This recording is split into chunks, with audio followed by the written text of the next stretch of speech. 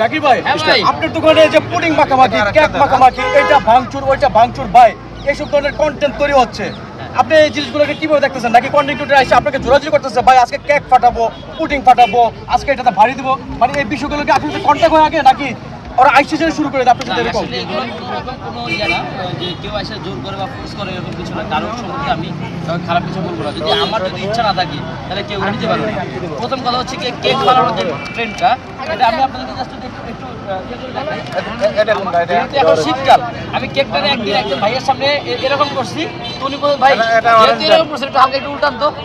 এটা যে সোশ্যাল মিডিয়াতে রাতে ভাইরাল হয়ে যাবে এটা আমি কখনো ভাবি নাই। বাট পরে 2-3 দিন পরে হচ্ছে গিয়ে উল্টানোর পরে পড়ে গেছিল। ভাই বিশ্বাস করেন, এখানে অনেক কত শিশু আছে যারা হচ্ছে গিয়ে 100 টাকা করে স্লাইস কিনে খেতে পারে না। যেহেতু আমাদের ট্রেন্ডটা খুব ভাইরাল হয়েছে, অনেক কন্টেন্ট ক্রিয়েটর ভাইয়ারা আসে, ইউটিউবার ভাইয়ারা আসে সেম কন্টেন্ট নেওয়ার জন্য। এত কষ্ট করে নিজের পকেটে ভাড়া দিয়ে আসছে একটা কন্টেন্ট নেওয়ার জন্য, তাদেরকে তো নিরাশ করা যায় না ভাই।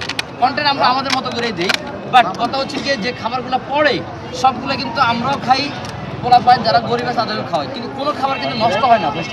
মাখামাখি যে বিষয়টা, মাখামাখি কিন্তু আমার এখানে হয় না, মাখামাখি অন্য জায়গায় হয়, আমি সেটা বলতে চাচ্ছি না।